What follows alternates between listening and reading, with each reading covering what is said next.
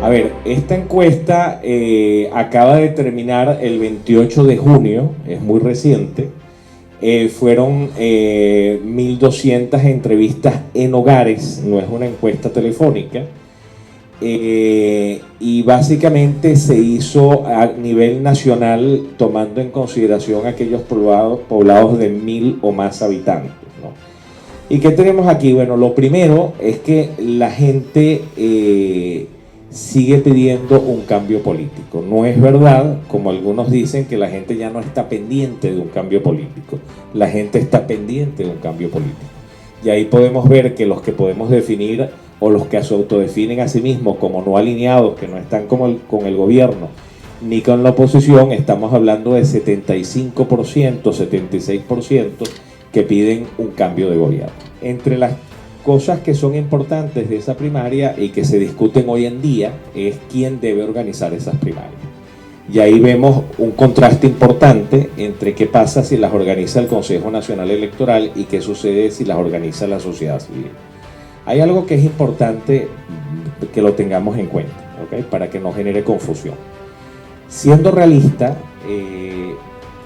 yo no creo que el número de personas que va a participar en una primaria alcance esos números. ¿Eso de qué va a depender? Va a depender de las reglas de juego y va a depender de quienes compiten en la primaria.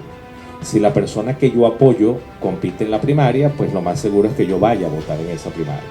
Pero si la persona que yo apoyo por alguna razón no compite en esa primaria, pues seguramente yo tampoco participaré en esa primaria. Entonces, siendo realista, el primer público que vota en una primaria, el más importante, vienen a ser aquellos opositores que sí apoyan algún liderazgo, que son los que tienen 95% de disposición a votar en una primaria. Ese es el principal público de una primaria. Y eso hoy en día equivale más o menos a un 30% del país, del total del país. Eso es importante tenerlo en cuenta.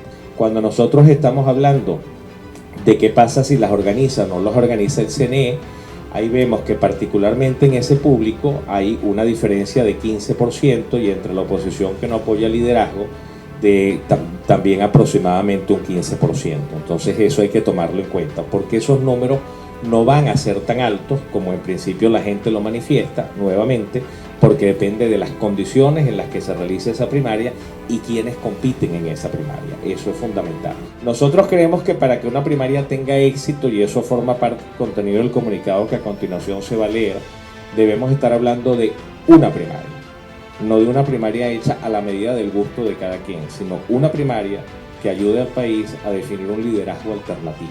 Eso es fundamental. Exigimos la realización de unas elecciones primarias en un solo evento comicial para estar preparados para la convocatoria a las elecciones presidenciales que deben hacerse en el año 2024 en el marco de lo previsto en la Constitución Nacional. Nuestra aspiración se concentra en la materialización de un proceso transparente, plural e inclusivo que permita la participación de todas las fuerzas de oposición y del que resulte un liderazgo legítimo, capaz de aglutinar a todos los sectores de la vida nacional que claman por transformaciones políticas y sociales.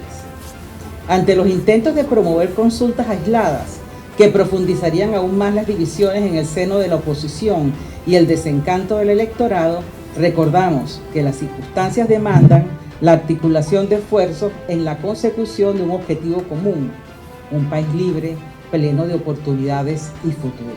En aras de fomentar la credibilidad de unas elecciones primarias únicas, abiertas e incluyentes, así como la legitimidad del candidato electo, creemos que la organización y desarrollo del proceso debe estar a cargo de un árbitro independiente que genere credibilidad y confianza para garantizar la transparencia de estos comicios, lo cual permitiría una amplia participación de votantes.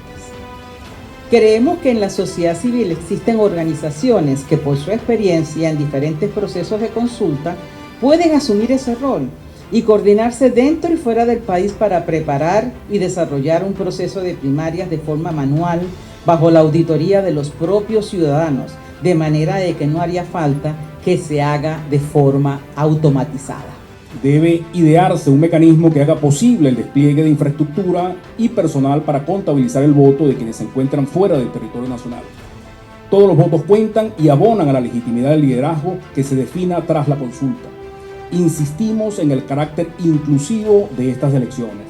Es igualmente relevante resaltar que una de las premisas para estas primarias es que cualquier ciudadano tiene el derecho a ejercer el derecho a postularse en este proceso, incluyendo a dirigentes que hayan sido inhabilitados para participar como candidatos en cargos de elección popular.